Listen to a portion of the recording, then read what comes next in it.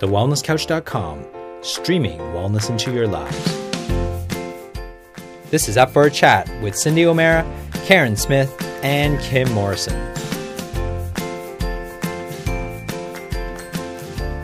Here we are, up for a chat about the hottest topics that are important to you, inspiring to awaken the change within.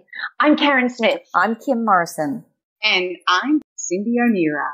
And I am a little excited because it's coming to the end of the year. We're starting to feel like, I don't know, I'm getting conversations with people that I'm working with saying, oh my God, we're coming into November and December and it's the end of the year, it's Christmas and it's time to start getting tired. And to be able to have a conversation about what else is possible, what we can start to look forward to about coming to a close of a year and what that opens up for a new year.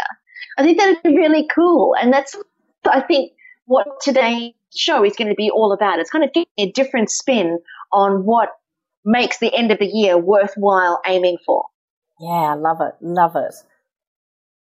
Sounds good. Keep started. All right, well, I'll go first. So for me, this, most of the time when I approach this time of the year, I am pretty exhausted because I've been working really hard during the year and I can see the finish line and it starts to get really, I start to get really tired. Interestingly enough, anybody who's been following me the last part of this year would know that it's kind of ramped up in my business and gone full on in my life. I've taken on one of the most extraordinary women in my business as a freelancer. Her name's Tamara. She's based in the UK. And she works with me on my marketing strategies. And we have been in nothing but launch mode week after week after week after week. And the best is yet to come. Like, we're still not even there. So it's been really full on. But the exciting part about it is that it's all been around my new direction called the Effortless Self, which consists of so much content, so many webinars, live events, live retreats. And it's almost as if I feel like there's this huge buzz that's just burning around this effortless self. It's all about being able to live life, be in relationships, experience health, wealth, vitality, and to do it all effortlessly without all of the pain and the struggle and the suffering and the conditioned thoughts and the conditioned beliefs about how we're supposed to look, how we're supposed to be, how things are supposed to pan out. And it's been fascinating for me to go through the experience of living effortlessly myself, obviously before I start to use it as something that I'm educating. And it's been, even though I can say that it's been huge, it's also been extremely effortless. And I don't actually have another word for it. And I always say we teach what we need to learn. And for me, I really needed to find an effortless way to exist inside of the skin that I've been in, because I've always made my life pretty hectic and pretty full on. And you guys know better than anybody else, I'm always a bit of a machine. And it comes at a price. And physically, mentally, it's come at a price. So realized, I think a couple of years back, I started to do some research into Eastern philosophy, because I thought all of the philosophical, and I got this from you, Cindy, is to always have a philosophy. And I realized that our Western philosophy isn't it. It's not it. It's not it around any aspect of the way that we live. And all that there seems to be created effort, more struggle and more strain. So I thought, I'm going to go beyond Western philosophy. I'm going to go beyond what we teach and what we write about in books and where we go for our learnings and our studies and training. I'm going to go to an older philosophy, which is the Eastern philosophy. And it's been around for 5,000 years and it's still as relevant today as what it was back then. And I thought, well, what did they know back then that we still don't know today? And it's been a profound and a life-changing journey of exploration internally, and then also witnessing the results externally, which is what brought me to creating the Effortless Self. Because I guess with what I now know, that it's not person understanding and this learning of living effortlessly and releasing everything that we've been conditioned to believe. It's not person specific, and it doesn't just work for some and not for others. And it's not my truth, somebody else's truth. It's the truth. And if there was ever an ultimate truth that was capable of being discovered, this is it. And just felt the massive urge and the massive pull and the massive calling to make sure that this is what I share with people. And it's not mine. It's just, it's not my message. It's the message. It's not a truth. It's the truth. And it's identical for every single human being. So I guess that huge big desire has been stirring around in me for years, and I've been sharing it in different ways and shapes and forms. But earlier this year, I just decided enough is enough.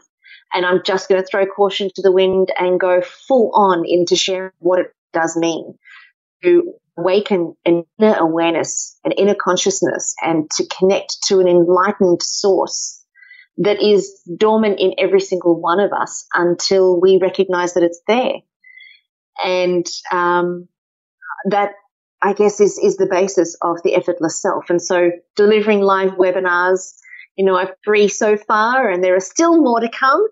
And I've just loved doing those live webinars and interacting with people. We've had, I think on the first webinar, I had 450 people registered. Second webinar, we had 580. Third webinar, we've been at 620. So the numbers of people that are profoundly interested in diving inside and mastering this inside world, it's like there's this huge groundswell that's happening where people are starting to wake up and go, enough is enough. There has to be more to life than what I'm feeling. There has to be more to life than what I'm experiencing and what I think and what I believe and results and how physically. There's got to be more to life than disability. Got to be more to life than sickness and paranoia and depression and sadness and this melancholic way of in and out and up and down and around about. There's got to be more to life than that. And I think a lot of people are getting very tired. And it's interesting how through life we learn through contrast and how it's almost as if the contrast is like it's on accelerate. You turn on the television, you walk outside of your front door, you go to your job, you deal with things in your family. The contrast is on accelerate. And it's almost as if the heat's being turned up so that more and more people will start to turn in the right direction of awakening rather than the conditioned direction of external methodologies for fulfillment and for our answers. And when we start to turn inside, we haven't really been educated on how you look inside. And that's really what the effortless self has been about. It's about how you look inside. It's about how you do deep dive to get your answers, because people can say, look inside, your answers are within. But, I've been hearing that for 20 years and I never knew how. Mm-hmm. So I think that to actually have the recipe now and to have the guide, and I often say this, I often say you can do it alone. We can all do it alone because the guide is already always there with us. But if you've somebody who's walked the terrain, has the map guide you, it's a much more effortless and it's a much faster journey towards creating that life that you actually do want, experiencing the life that you do want. And if you can effortlessly versus doing it with struggle and strain, I think we've had enough of that. I think we've had enough of that in every area of our life, with our well-being, our family, our love, our money, all that. We've all had enough contrast, and I think that it's really exciting. It's really exciting that so many eyes are starting to open and so many hearts and minds are starting to explore what is possible other than what we already know. And I think that it's really cool. So that's me. So we are in full-on mode, and I don't actually think it's going to stop. I think it's getting more and more velocity and more speed when I look at what my Tamara has created for me into the new year. There's very few days off. But I have to say, to do it effortlessly, it's not work. It's play. It's really cool. It's really, really cool. So I'm excited about the end of the year as it rolls into the new year and creates this whole new fresh new fresh vibe and whole new fresh direction for me and for everybody that comes with me on the ride. I love it. I think that's what I love about you, the way you make things so much fun. And I think that's what I'd love to think of as I approach to the end of the year. Just let's do it with a lot of fun rather than the usual stress. I'm really not wanting to buy into that loop of stress. Do you guys know what I mean? Totes. What about you, Cindy Lou? What are you up to towards the end of the year, Miss? We hardly have seen you this year. and like I feel like it's been effortless, Karen. And when I'm listening to you, I sense of peace, amazing peace as I listen to that whole thing about doing things effortlessly. And I guess I have a question for you before you into what I'm doing leading up to the end of the year. Can you just give us an idea of how we can live effortlessly up to Christmas? What are your top tips for people creating that effortless flow, what is often seen as this crazy busy time of year? Can you give us some tips? I'd like them. That always comes to my mind is something Kimmy said ages ago, and I don't know where you'd read it, Kim, but you said stress is a distorted relationship with time. And I always remember that. And one of the top tips that really is a no-brainer, and we've all heard it before, but if you can really just dive into this for this moment and just really explore what I'm saying, outside of thinking, oh, I've already heard that. When we think about what's got to happen for Christmas and what's got to happen to prepare for the end of the year, when we start to project ourselves and take ourselves into this future thinking, that's when we start to get confusion and anxiety, and we start to go into overwhelm because we're anticipating what needs to be done and what we want it to look like, and we get this visual of what is ideal. And then we spend every day living in that visual or living in that future pacing, that future anxiety. When we think about what we did last year and the things that we don't want to have happen again that happened last year, if there were family fights or something didn't go well or whatever, and we want to try and avoid that, then we're living in a past experience of Christmas, and then we say, okay, well, I don't want that to happen again, so this year I'm going to have to make sure it looks like this and we do that and I do this. So what's actually happening is there's this leap from last year to the future of this year and the preparation and the lead up. What's actually happening there is we're missing out on the only actual moments that where potency and creativity exist, and that's in the present moment. Now, when you've heard this before, people say just stay present with what's now, just be with what's now, don't worry about the future. It's actually right, but there is a step that's missing in that. So I always say to everybody, by all means, take a moment, leap out into the future, paint the picture of what you want, get crystal clarity on what it is that you want. Make sure that you can see exactly what it is that you want. Don't leave any detail out of the picture. Don't leave detail out of it. Just make sure it's absolutely crystal clear. And if you need to write it down, put pictures there, whatever it is that you need to do. And this is a kind of appropriate in any kind of goal setting. It's just that right now we're using Christmas Day as our goal. But in any kind of goal setting around business or in life, do the same thing. Just get crystal clarity on every detail. And if it means that you've got to spend a half an hour thinking about it, it's much better to invest that half an hour or 1 hour or even a full day, whatever it takes for you. It's much better to invest that in the present moment rather than constantly thinking about it every moment for the next 3 months, because that's a waste of time and it's not productive. So if we look at it from a very logical point of view, invest the time in thinking about what you want, visualize it, create it, make the lists, do what needs to be done. But then from there on, your job is to stay completely present in the current moment and not revisit that future. To completely be present and say, well, if that's what I want to create, what needs to happen now and what needs to happen now and what needs to happen now and what needs to happen now? And you just stay in the now moment. And if there are things that need to be done to bring that vision to life, you do them in the now moments. It's kind of like setting out that plan. You know, like if you need to order the ham the week before or 2 weeks before, you put that in your diary. If you need to buy the groceries, you put that in your diary. Like the actual physical things that need to be done. Don't leave it to chance, because that's part of the problem. You know, it's part of why Christmas becomes, or that Christmas break becomes so stressful. We don't actually have it sorted. We don't have clarity. And we can have everything we want to the extent that we've got clarity. So take the time, get the clarity, lay out all of the things that you need to do, and then just stay in the present moment and don't allow yourself to indulge in the luxury of a future thought, because that luxury of that future thought takes you out of your ability to do anything, to be active and to be potent and to actually be taking steps that you need to take. When we do future pace ourselves, when we do go off into the future, if you notice it, you're completely unproductive in the now moment. And I don't think that's one thing a lot of people actually are present to, is the lack of productivity that occurs while we're worrying about the future or thinking about the future. There is no productivity in the present moment. And it's where a lot of people procrastinate, and they say, oh, I'm a procrastinator. It's actually not that. It's just that you're too connected to a future experience to be able to be active in the present moment.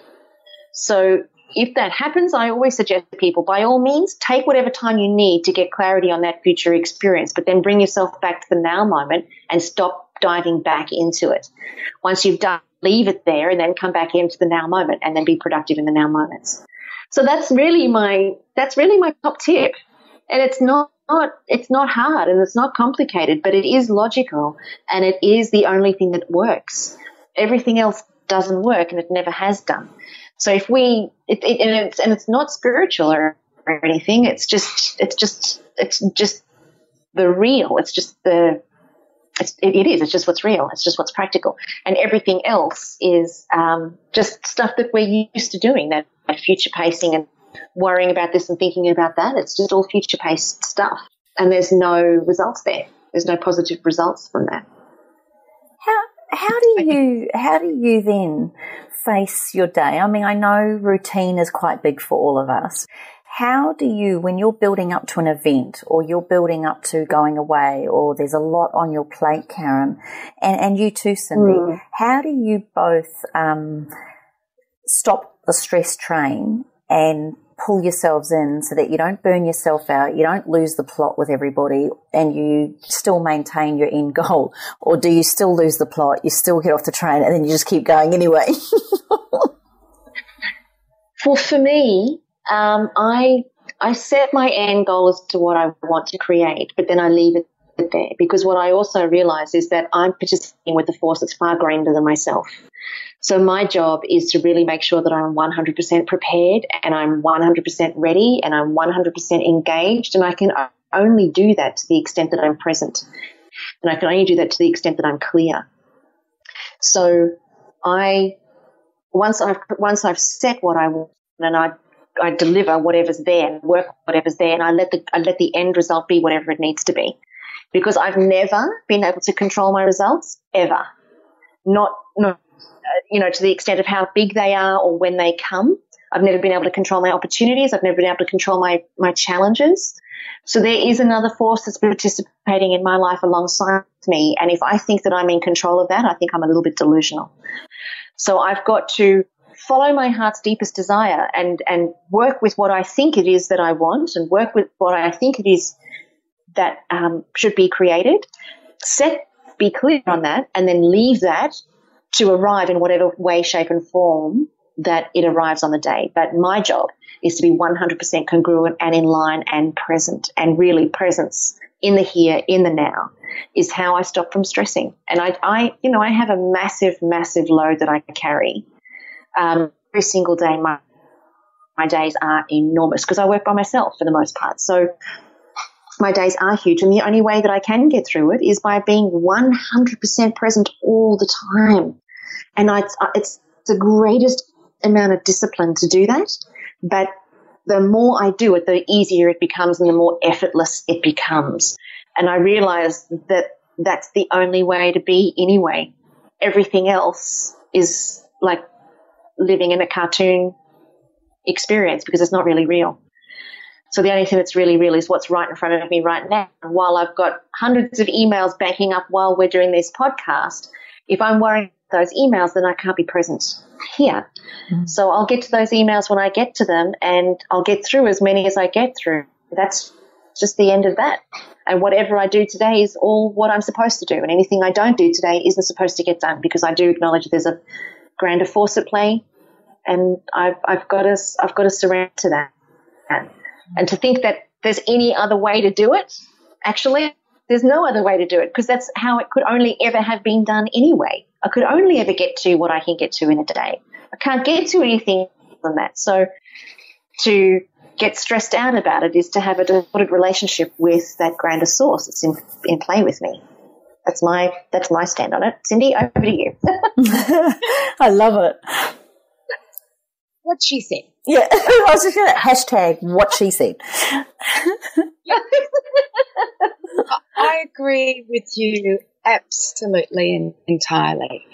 And I agree with the whole clarity, having a vision for what you want, because that's one of my, my favorite book is, or one of my favorite books is Manifesting. Live by that book, and I spend time doing that, and gratitude is so important every day for me. Writing it down, sitting it down quietly and just writing down the gratitude that I have in my life, because I think when you have gratitude and you verbalize it to yourself or you write it down, and I'm finding, like I've been doing this gratitude book for years, and go back to old ones, and it's actually a diary, a history of your life, and you go, oh, is that what I was doing back then? So I believe the 10 steps that I do for manifesting, which is 1, having that clarity, but 2, having action. And I think this is where I'm going to go a little bit further than what you said, Karen, because I agreed with everything you said. And I'm not, you do that nod where you go, yeah, yep, I get it. That's exactly how it is. But being in action and becoming organized and being prepared and, making sure that you have that little bit of organization in order to make things run smoothly, because it's like The Secret. The Secret was all about, if you think it, it will come, but you have to act. And I find that I think I said it last week when maybe I said it on another podcast that I've been on. I've been on so many podcasts that lately I don't even know who I'm saying what to. But this one is that I'm in awe of people who act. So everybody's got this knowledge out there. It's available. It's on the internet. It's on YouTube. It's in books. There is nobody that has the internet, because there could be other people that don't, but nobody on the planet that does not have this information available to them if they go looking for it. But who are the ones that make this effortless towards Christmas work are the ones that act on the information that resonates with them, because not everything's going to resonate with people that we say. There will be many people that it will resonate with, and it's no good saying, yeah, I've got to do that. Do it. So for my Christmas, I've been basically getting ready for this for 12 months, because that's what Howie and I do, is make a decision on what are we going to do for this next Christmas coming up, because we love family holidays. And last Christmas we went away, and I said to Howie, this Christmas I want everybody here. So I started working on everybody to be here for Christmas. And so I have friends coming from England. I have all of my children are going to be here with all of their boyfriends and girlfriends, and I'm going to, do it at the farm. And I'm not so much, I've had this in my head for 12 months, and it's all falling into place. Everybody's coming, everyone. So, and even I'm trying to convince my brother to come, but I'm not sure if he's going to come or not with his 2 children, but you never know. I might get them here one Christmas. And I think it's about that clarity, that organisation, that the preparing. And I've got a really short memory. So if anything crappy happened the year before, I just forget it. I only remember the good stuff. So I dwell on what went wrong last year. I only dwell on, oh my gosh, we did this, we did that, and we did that. Never mind that my husband an issue while we're in the US, and I put 6 stitches in my head, and we forget. We just remember good. Yeah. So I think on top of what you, Karen, I think it's about being organised and about putting into action what we've learnt through this year and making sure it does happen. And really, you've only got your family around you for a short period of time. Can't you get on? Really, seriously, can't we just get on? Can't we all get along? Can't we just all get along? Oh, I love it. You're so good at that too, though, Cynthia. That's something I really do love. I think Karen and I really admire that about you, is if something negative does happen, there'll be a moment, it's a quick release, debrief, and then we can ask you a week later about it, and you have no idea what we're talking about. So I think it's a great, I actually think it's a really good thing we should all take on. Let the shite go. Let it go. And then turn a blind eye to it, obviously. It's not a bad thought, really. And that, you know what, Kimmy, that is totally living in the present. Let me tell you that for nothing. Isn't it? Isn't it? Absolutely. Now that is absolutely living in the present. Love it. I don't think we've got an elephant, Karen. I don't think I've got an elephant's memory at all. So, yeah, because Howie's got an elephant's memory, and he'll say, "Don't you remember what that person did to you?" And I, no. Not at all. I really like her, or I like him, you know. I don't. Oh, I love it. I love it. Well, you know, I also think that one of our good friends that we are coached by at times, but this time of year is to him always about make sure you start planning for 2017 now, so that how he says it is that the Christmas turkey or the Christmas ham will taste really good, or in your case, Kaz, the Christmas veggies will taste really good on the table this year. When you go to the end of the year with next year, I'm not saying it has to be pedantically sorted, but with a really good completion of this year, open heart and planning for next year, it is absolutely true. You get to Christmas and you get to really enjoy your Christmas lunch without worrying. And so right now, our team at work are really in planning for next year. We're looking at all making sure things like, thankfully I don't have to do it, but all the BAS and all that garbage is going to be already, I shouldn't say garbage, I know it's important, sorry, it's just not on my sphere, but getting all that organised, making sure that we complete projects that we had completed for this year. And I was at a course a couple of weeks ago called Money and You, and it's a 4-day conversation. Oh, wow. Yeah. You've done that. Yeah, I loved it. Absolutely loved it. Yeah.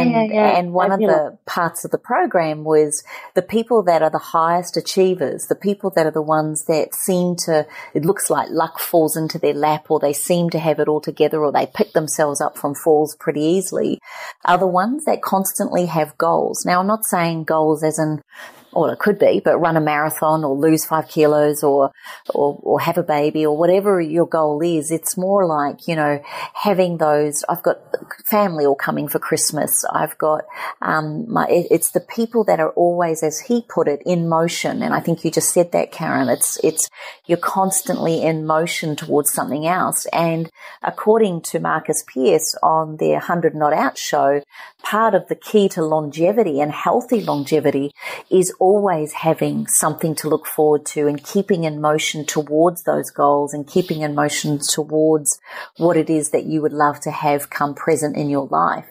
And I think, you know, having a little think about 1 to 2 years out also at this time of year is not a bad thing to really anchor in that I want to have, I don't know, an emergency fund with X amount of dollars in it by December next year, or I would love to see myself, you know, in the New York Marathon before I'm 50, or like I'm just giving people ideas as to what are some of the big picture visions that you have. And one thing that I do every New Year's Eve, Danny and I have done it for the last, I can't tell you how many years, but we get an A4 piece of paper and we fold it in half and half and half and half again. And I think we end up with about 36 squares, if I can think rightly off the top of my head. And we sit there together, and part of one of our New Year's rituals is to write down and to fill every one of those squares on both sides of the paper. And it could be something as small as, I don't know, do a calligraphy course, or it can be as big as, run the New York Marathon, or, whatever. You buy a house, buy a land, buy a farm, whatever it is. And even if they're really kind of extravagant goals, like buy a home with a waterfront view, which may not be in your reality box right now, but it could be a 5-10 year vision. And as we know through the book you're talking about, Cindy, Manifesting Matisse, just by writing it down gives it more clarity. And I think the biggest take home I took away from this course, Karen, which you'll totally agree with, my biggest take home was clarity leads to power. And I think the more clear we become with our dreams, our visions, our goals, our business, our taxes, our accounts, our home, our children, our focus on what it is, our legacy, or our dream of how good a mum or parent we want to be, then part of that is to create the clarity. And clarity comes from conversations, or writing things down, or doing your journal, actually giving yourself the time and not just thinking you're going to pluck it out of the universe, or the law of attraction will bring it to me. I think one of the key components to the law of attraction is that you've got to take action with that law of attraction alongside of that. So I'm really excited this year. I think I have more clarity than I've ever had before in my life around where I want to take the business. I've already done my marketing calendar for next year. I'm just so blown away at myself, along with my team helping me do that. Of course, it's not just a one-man band, but from a business perspective, it feels really good. And I think from a personal perspective, I'm going to New Zealand this year to have Christmas with my sister, the first time in 11 years. I'm marrying one of our good friends just before Christmas. So I'm having to get everything ready for Christmas now, just with that deadline on me. So I think I'm really pumped and excited. And I just love the fact that I've had you two coaching me through this over the last 3 years of podcasting. Maybe some of our messages are finally sinking in. I'm just very grateful. Thank you, darlings. Actually, sounds like an amazing 4 years. 4 years. Wow. Hey, we're 4 years because we've done 200. No. So it's 4 times 52 is 200. So we're on 4 years, sweeties. Wow. Well, there you go. It's taken 4 years for it to sink in. Oh, that means you're not coming for Christmas. I've just heard. I know. I was thinking, your little sister from another mister won't be here, but I'll be back in the new year. I didn't put you on my manifest. I just assumed. No, that's not good. That's not good. Karen, you're around, aren't you? I am, my love. You can bet on it. I love it. Oh, my goodness. Oh, I love it. How amazing. Yeah.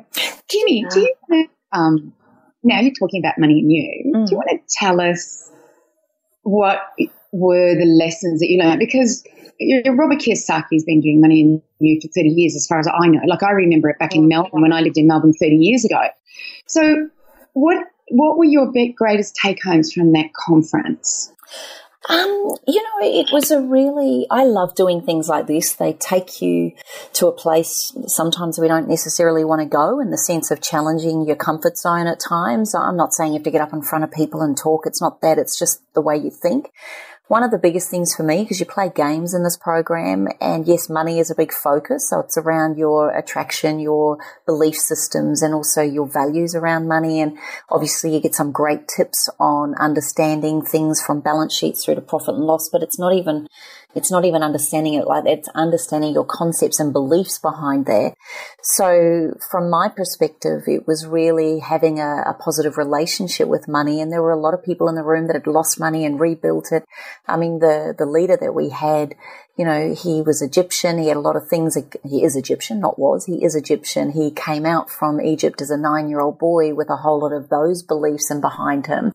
And, he had a lot of, things like racism against him. And now he has a company that turns over 130 million a year. But the biggest take home for him wasn't about making the money. It's who he is in making the money and who he is about in making that money. And I think that's where Kiyosaki, Richard Branson, and a lot of these people that do make a lot of money, at the end of the day, how much money is enough? You get to the point where it's like, okay, so part of making money is a challenge, and it's very hard for a lot of us at times, and all of those sorts of things. I'm not denying that. But I certainly got the essence that the more you're in flow with money, that even though debt magnifies the good and not so good about who you are with money, it also gives you an opportunity to be a different person or have a different relationship with it. So I think for me, one of the money is a big side of it. The you aspect of it is something that I really loved. And it's certainly the principles, general principles of what you guys follow. One of my favorites was definitely the law of precession, where we see what is our true purpose. And some of us don't even understand our true purpose. And I think my understanding around that, and you've explained this, both of you, before as well, that, you know, the bee doesn't get up every day going, oh, I'm going to go and cross-pollinate. The bee wakes up every day going, I'm hungry, I want some nectar. And in the process of getting its nectar, its little furry, cute little legs at the back of it picks up pollen, and as it goes in its little drunken stupor from one plant to the other, whilst its focus is to feed itself and collect nectar for the hive, its cross-pollination purpose, or its true purpose, is fertilization of the plants. And understanding without the bee, within 4 years, we would not even be here as human beings. So its true purpose is cross-pollination, but its intention is to collect nectar. And it just gets you thinking, what's my true purpose? And I know we've shared this before, but just one of my big ahas that happened for me on the weekend was, you know, I did a podcast show with the Wellness Guys all around chemical-free living. And one of the girls that's done our programs and has been a follower of all three of us, Kristen, was up in Mackay in the mines, and she was listening to our podcasts, and one of the guys that came in there said, oh, who's brainwashing you now? And she said, oh, no, I'm just loving these different ones around chemical-free and all of that sort of jazz. And he goes, oh, it's just all I have.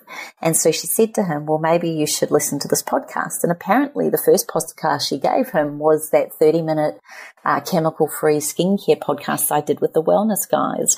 Anyway, off he went home, and he did listen to it, and he came back the next day horrified because every night he massages his wife's feet, which in itself told me he was quite an exceptional human being anyway. But every night he massages his wife's feet with this cream, and he looked at some of the ingredients on it, and he realized that a number of the ingredients I'd mentioned were on this product. And then he came into Kristen the next day and he said, I actually felt sick. I didn't realize what I was rubbing, like what my intention was to massage her and relax her, not bombard her body with all of these chemicals. So then she said, well, if you think that's freaky, you should listen to Cindy O'Meara and what she's got to say around the food and the way that the food industry thinks. And then she said, and if you think that's not enough, you need to listen to Karen and go and listen to some of her shows on Karen's Couch. So I think the guy got bombarded by the three of us.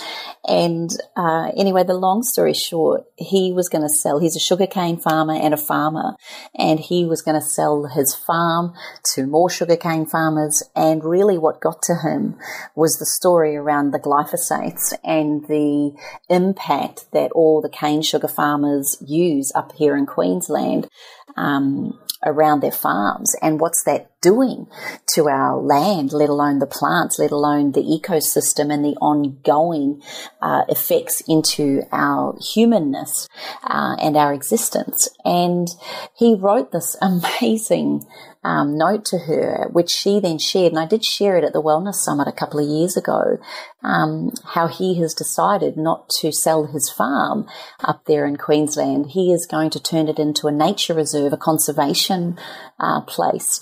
And I guess my purpose of sharing this is not that I'm taking credit for that at all. I think all of us and everybody in his conversations that he heard, but what hit me is that first 30-minute podcast he listened to created an ongoing effect, and he is now creating a conservation farm up in Queensland. And so my purpose was to share the impact that chemicals have on a daily life.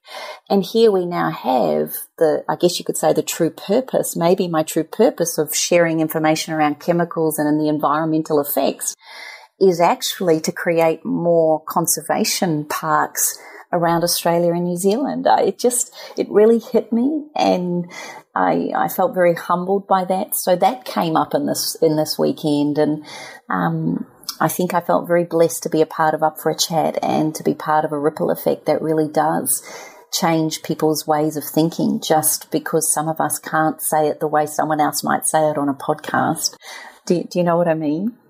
I get you completely. And you know what I think I just got from you is not only is that principle of you go around doing the thing that you love to do, but your true purpose could be something completely different, but you don't even know happening like to be.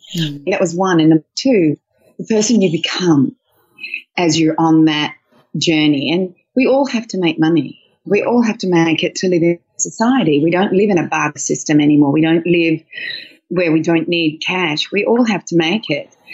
But I just think that it's the person you become, I think, is in you as all that. Did I get that right? Absolutely. And I think really what I love about taking time to do like seminars with you or seminars with Kaz or going to Money in You or listening to Anthony Robbins or Brad Sugars or any of the people, you know, any seminars, Dr. Libby, anybody that we love, I think that's part of keeping your mind in motion. And so as I'm coming into this time of the year, I'm looking at who do I want to go and listen to next year that if I can learn one thing from, I can take that into my beautiful followers and supporters and live by that example. Another lesson I took from it, and you guys probably know this about me more than anything, is by playing the games that we played, is I got to observe myself and how I play games. And how you play games is how you play in life. And as Kaz has always said, how you do one thing, you do all things. And I was really intrigued by my behaviour in playing these. Hey, what? Full on. Well, interestingly, what my observation was is if I don't know the rules, if I don't understand the complexity of the game, I kind of go like a stunned mullet and just watch for a minute. I've got to watch what's going on before I jump in. I don't go in there with the baton and take the baton and go with it and then learn as I go. I actually need a little bit of clarity before I play the game. Now, I know many listeners will feel the same, but there were people in there that just went in there and then they didn't care what the rules were, how it was played. They got in there, they picked up the game and they just went with it. And there were people who didn't even participate. You know, they just stood there like stunned mullets the whole time. And it was just interesting watching human behaviour. And Karen, you'd know more about this than I would, but I was just fascinated at watching my own self and thinking that I am a real strong out there leader, and really I'm just a flippant pussycat. I want to know how to play the game, and then I want to show everybody how to play the game, and I want to help you play the game. So, you know, it's like I'm not this, you know, like Cindy, I love it. If you were there, you would have been going, oh, for God's sake, give me the bloody rules and let me work it out for myself. Karen probably would have seen the game 10 times before because she knows every freaking thing on the planet about that, and she would have already known, and she would have been there to tell us. But I stood there and actually, it's funny you should. Yeah, it's funny you're saying, because I know one of the games that you're talking about. I had no idea. Don't give you any, and they don't give you any rules. No, and there's money at stake. Yes, so you've got to try and figure it out, and it's awesome. It is. It's really cool. So there were lots of general principles. You know, communication is the response you get. I love that. You know, we all go, oh, he doesn't understand me, he never listens to me. But think about that. Communication is the response I get. So therefore, how do we turn it around so that the communication, the conversation I get back is understood? So I think I love the fact that it puts the responsibility back on us. We're so quick to blame and live below the line where we blame and, you know, make excuses and we don't take any responsibility, or we are in denial. You know, you know, so many people, we make excuses all the time. I can't get my homework in because the dog ate the homework. Whereas, you know, being above the line would be, actually, the dog did eat my homework, and I'm not going to get it to you on time, but I'll have it to you by the 10th of next month. That's being truthful, but also accountable and then responsible for the ongoing patterns instead of, you know, we hook into, I love the other part, which you two will both love, is the drama hook.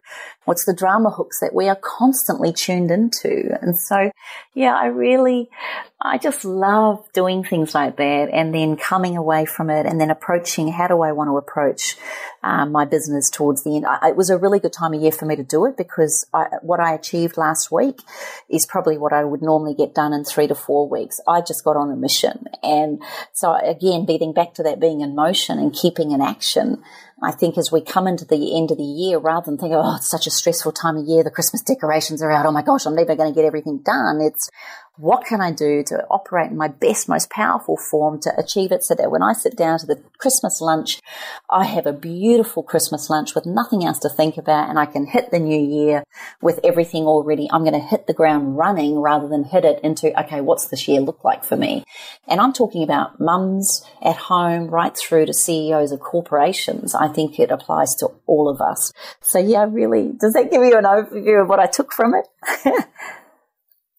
Oh yeah, unreal. I've never been, but my sister went. I think Howard's been. I've heard so many go. And when I heard you were going, I went, no, I wanted to come, but it's very hard to come to a Brisbane event when I'm in Perth. Yes. And it's, look, I tell you, for people that are interested, go to, I don't know what the website is actually. Maybe it is moneyandyou.com. I'll have to look it up. But the next one is on. I can tell you now. I had it. Oh, thank you, darling. moneyandyouaustralia.com.au. And the next one's on, I think, around the 11th of May next year. And it's only done once a year. So if people are keen to do it, I think I'd recommend it. The other thing I'd recommend is if you do have a partner, there are a lot of couples there, and I think or close friends or family, but particularly partners, when you come away from those kind of events, you're then talking the same language together. You're then having a conversation with the same awareness, and I think that can be very, very powerful. So, yeah, it's a cool course. And then Anthony Robbins is on next year. I think don't know if Kiyosaki's coming, but I know Keith Cunningham is coming. I know that Brad Sugars is speaking here again next year, and to also understand that 80% of the world's wealth is generated by entrepreneurs. That really struck me. And here's the other mind-blowing thing. The other 20% of wealth is inherited. So, if you are working for an entrepreneur, then know that you are part of that huge wealth and you do play a massive part. And to the entrepreneurs out there, if it's true that 90% of businesses don't make it to year 10 that start out, then I'm saying hang in there and create your legacy and have a long-term. What's your true purpose? Don't just think about your goal, but what's your true purpose here? What's the law of precession you want to create in your business as a legacy? And I think if we could come from that 50,000 viewpoint, or what I now call heart conversations rather than cappuccino conversations, I think the heart conversations to me is where the shifts in the paradigms will change if we can connect on a heart level, not just a cappuccino moment. Mm. Did you find that the call is very money and less heart? No, I actually found it was more heart. Or heart. But the principles could apply to both. He's a wealthy man, so for those of you interested in how to create more wealth and to do that, and there were people that were destitute and broke, and there were people who were very wealthy in the room, so I don't think it's limited to anybody. It's more about the way you approach it. Don't come in with your drama hook, oh, woe is me, it's not fair. There were so many stories in the room, it's not funny. So I think the real true purpose of this is I'm coming in this with 100% participation to take from it what I can to be a better person when I leave. And how do I become a better person when I come out of here? And, I think us as business owners, speakers, authors, mums, dads, business owners, we have a responsibility. And the responsibility is not just to make money. In fact, if that's why you're in business, I think that's why then 90% of businesses don't make it to year 10. You're going into it. Money is an exchange. It's an energy, isn't it? And if the more we approach that with a heart level and wanting to make a difference with what we do, which I think is what the three, and I certainly learned that from both of you, then that is ultimately where the paradigms can change.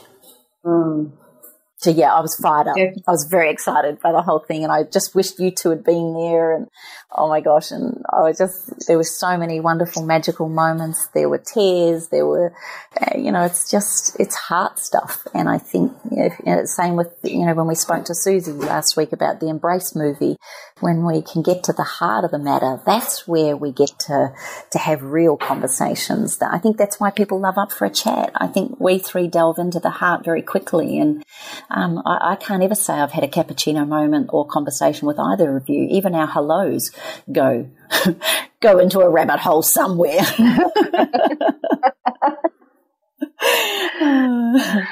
When I go back to the office for cake and hello and hug, it never ends up in a cappuccino moment. No, I love it, and I'm very grateful. And I think if we can take from this podcast what the three of us truly stay with our true core purpose, yes, it's to make a difference, and yes, it's to change lives or to support people's new way of thinking around the health, wellness industry, then perhaps together, rather than looking at it singularly, how can we each make a difference? I look at it from another principle that was shared on the weekend was synergy.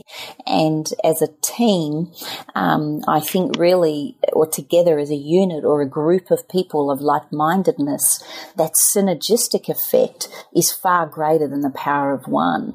And so I would add to my intention as I come into the end of the year is, who can I be with, surround myself with, and work with? Who can I live with, love, and take into the end of the year that will help support me to be a greater version of me? And in turn, how can I be of service to them? So, I think it's time that we really started looking at how we can work together as a conglomeration of human beings as to how we can create the change we want into the new year. And I think that that's kind of cool to be able to look at the new year that way, and to look at, what's coming up, like how exciting. And it's funny, isn't it? I mean, it's just another day when the clock ticks over and it's the 31st of December and we're rolling into a new year. But it seems to almost like wipe the slate clean and then open up a whole new fresh perspective. And I think it's kind of cool to be able to look at that and say, well, what does that look like for me next year, rather than it just being a random set of circumstances, to be able to say, what do I want it to look like? And let me look at every area of my life. Let me look at my family, my love relationships. Let me look at my money. Let me look at my business. Let me look at my job. Let me look at my pets. Let me look at my health, my vitality, my wardrobe, my shoes, always include shoes. Let me have a look at all the different aspects of my world. What do I want that to look like, over the course of next year? What do I want it to feel like? And then when you get that level of clarity and you get that sensation, interestingly enough, not even necessarily the end result that matters. It's maintaining the sensation. It's maintaining the emotional alignment, that internal sensation of feeling whatever it is, the things that you want, achieving them. What does that make you feel? And when we can attach to that sensation, that's when there's a much higher likelihood of us being in action towards what we want, and also seeing what we want come to life, because we've really aligned with what that sensation is. So I think it's kind of cool to be able to look forward and say, okay, well, what is it that I want? What do I want to create? Let me not have my world be random. Let me make my days be deliberate. It's a whole different conversation to have with yourself, obviously. And then if you've got a family, to sit down and say, okay, well, we wanted the first 3 months of next year. What do we want to look like? Let's get in creative mode now. We can set the wheels in motion of what that's going to look like, feel like, smell like, all of those sorts of things. I think it's kind of cool. I've got one of my amazing clients, Megan. She does that with her family, and they do it every week. Every Sunday they sit around the table and they work out what the next week is going to be. And they've got 4 weeks that range from, I think, 4 up to 8 or 9. And all the kids, they all participate. They all say what they want to do, how they want to get there, and then everybody works together to make sure everybody's dreams come true for that week. And it's beautiful, because it's actually creating life deliberately, as opposed to it just being random when you wake up in the morning and you cop whatever comes your way, Cindy, I have to say it's to you, yeah, well, this year, obviously, with mapping out my next year, I had to put into the calendar next year's events, and it's Taylor's last year in the Queensland National Ballet, so I had to put in the end of that. And then Jacob, he finishes school next year, Cindy. I had to put into the calendar his valedictory dinner and him going to schoolies, and it excites me so much on one level, and then all of a sudden it was like, wow, we've come to the end of an era. I'm where you were a few years ago, darling.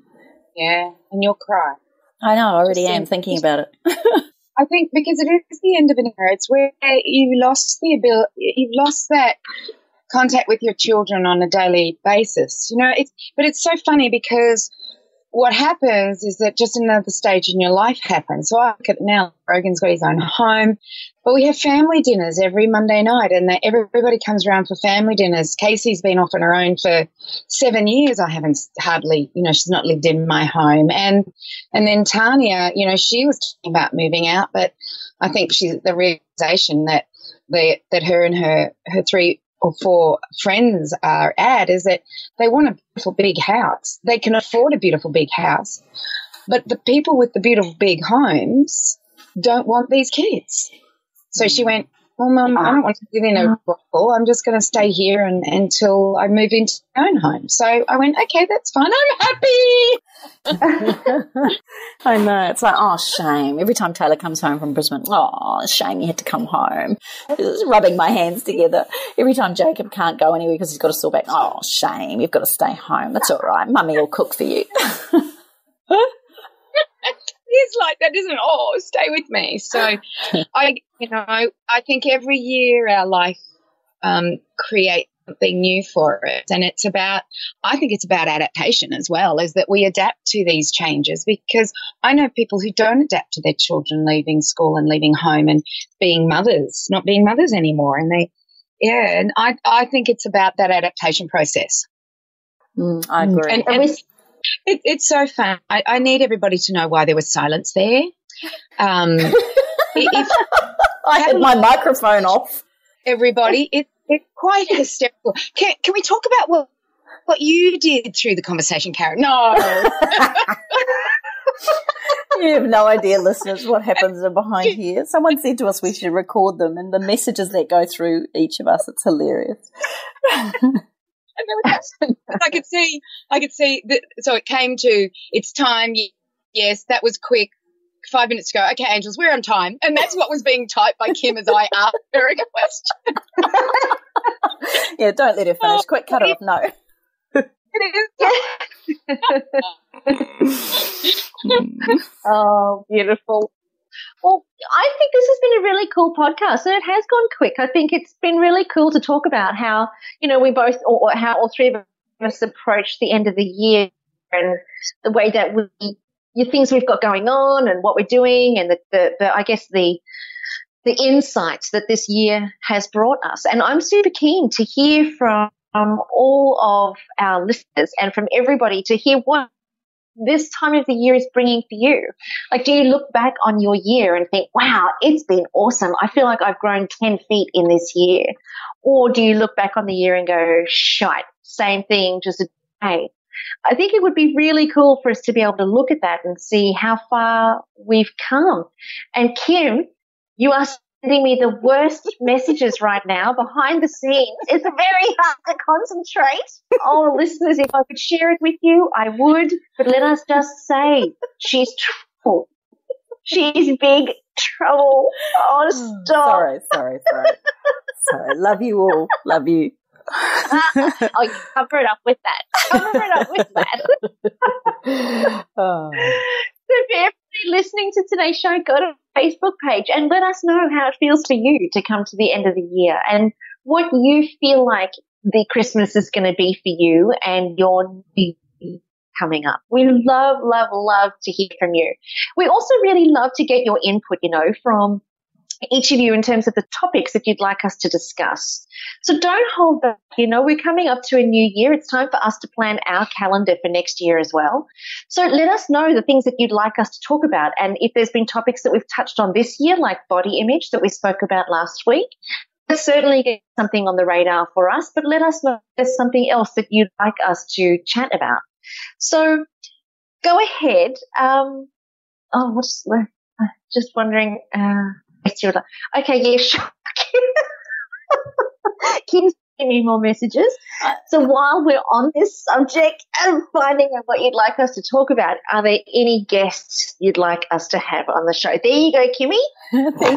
Thank you. I was trying to be polite and subtle that you'd weave it in, but there you go. I was just putting it out there on behalf of our listeners. Could be subtle. What's that? Something subtle about me today. And I just dropped something. I nearly dropped my computer. We're very professional, highly professional, attuned podcasters here. Mm-hmm. That's us worried. So go to our Facebook page at allthews.facebook.com/up-for-a-chat.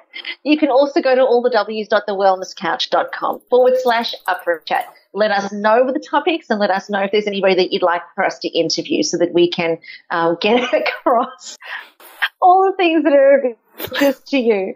The other thing I just want to quickly mention, because Kim reminded me, is our trip to New Zealand and also our trip to Africa. Go to allthews.wakenthechangewithin.com and join us. Join us as we trek through the amazing mountains of New Zealand and as we explore our heritage back in Africa in 2018.